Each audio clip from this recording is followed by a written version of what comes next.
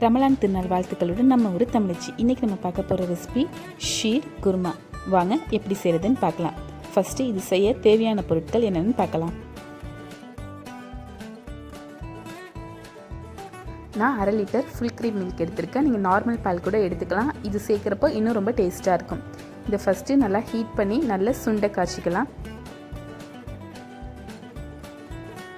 பால் பொங்கி இப்படி ஆடை வரப்போ அந்த ஆடையை எடுத்து திரும்ப பால்லே விடுங்க. அப்போ தான் ஷீர் நல்லா க்ரீமியாக இருக்கும், ரொம்ப டேஸ்ட்டாக வாசமாக இருக்கும். இப்போது ஸ்டவ்வில் லோ ஃப்ளேமில் வச்சு இதை நல்லா காய விடலாம். அதுக்குள்ளே நம்ம இதுக்கு தேவையான நட்ஸ்லாம் பொரிச்சிடலாம். ஒரு பேனில் நட்ஸ் பொரிக்கிறதுக்கு தேவையான அளவு நெய் ஆட் பண்ணிக்கோங்க. நெய் உருகினதும் இதுக்கு தேவையான நட்ஸ் எல்லாம் பொரிச்சிடலாம்.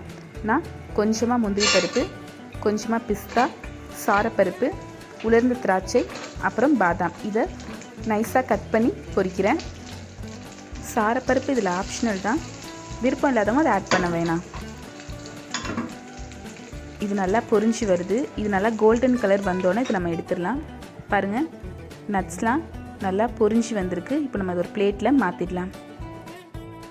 நான் அதே பேனில் கொஞ்சமாக பேரிச்சை எடுத்து வாட்டுறேன். இந்த ஷீர் குர்மாவோட ஸ்பெஷாலிட்டி அந்த பேரிச்சை தான். ஸோ கண்டிப்பாக அதை ஸ்கிப் பண்ணிடாதீங்க. பாருங்கள், பேரிச்சை நல்லா நெய்யில் வதங்கிடுச்சு. இதையும் ஒரு பிளேட்டில் மாற்றிடலாம். அடுத்து நான் சேமியா ஆட் பண்ணுறேன். ஒரு கைப்பிடி அளவு சேமியா ஆட் பண்ணுறேன். 500 ml பாலுக்கு ஒரு கைப்பிடி அளவு சேமியா கரெக்டாக இருக்கும். சேமியா நல்லா கோல்டன் கலர் வர வரைக்கும் நல்லா வறுத்துக்கோங்க. ஏன்னா அப்போ தான் ரெசிபி பார்க்க நல்லா கலர்ஃபுல்லாக இருக்கும். பாருங்கள், இது நல்லா கோல்டன் கலரில் வந்துடுச்சு. இப்போ இது ஒரு பிளேட்டில் மாற்றிடலாம். நம்ம பால் இப்போ நல்லா சுண்டிடுச்சு. 1/2 லிட்டர் பால் 1/4 லிட்டர் ஆகிடுச்சு. இப்போ நம்ம இதில் வறுத்து வச்சுருக்க இன்க்ரீடியன்ட்ஸ்லாம் ஆட் பண்ணிடலாம். நான் ஃபஸ்ட்டு வறுத்து வச்சுருக்க சேமியாவை ஆட் பண்ணுறேன்.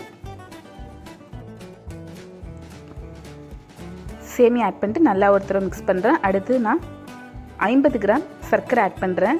நீங்கள் ஸ்வீட்டுக்கு ஏற்ற மாதிரி கூட குறைச்சி ஆட் பண்ணிக்கோங்க. அடுத்து நம்ம ஆல்ரெடி பொரிச்சு வச்சுருக்க நட்ஸ்லாம் அதில் ஆட் பண்ணிடலாம். நான் பாதி நட்ஸ் ஆட் பண்ணிவிட்டு மீதியை டெக்கரேட் பண்ணுறதுக்காக எடுத்து வைக்கிறேன். அடுத்து வாசனைக்காக நான் இதில் ஏலக்காய் பவுடர் ஆட் பண்ணுறேன். ஆட் பண்ணிவிட்டு நல்லா ஒரு தடவை மிக்ஸ் பண்ணுங்கள். மிக்ஸ் பண்ணிவிட்டு இது ஒரு 10லேருந்து 15 நிமிஷம் நல்லா கொதிக்க விடுங்க. அப்போ தான் அந்த நட்ஸ் சேமியா அதெல்லாம் பாலில் நல்லா ஊறி ரொம்ப டேஸ்ட்டாக இருக்கும்.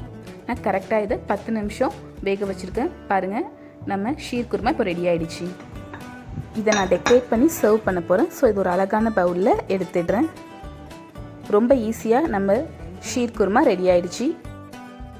டெக்கரேட்டிவ்க்காக நான் மேலே கொஞ்சம் லைட்டாக நட்ஸ் ஆட் பண்ணுறேன். நீங்களும் வீட்டில் கண்டிப்பாக இதை ட்ரை பண்ணி பாருங்கள். இந்த வீடியோ உங்களுக்கு பிடிச்சிருந்தால் லைக் பண்ணுங்கள், ஷேர் பண்ணுங்கள், கமெண்ட் பண்ணுங்கள். சேனலை சப்ஸ்கிரைப் பண்ணாதவங்க மறக்காமல் நம்ம ஊர் தமிழ் சேனலை சப்ஸ்கிரைப் பண்ணுங்கள். மீண்டும் மற்றொரு வீடியோவில் சந்திப்போம்.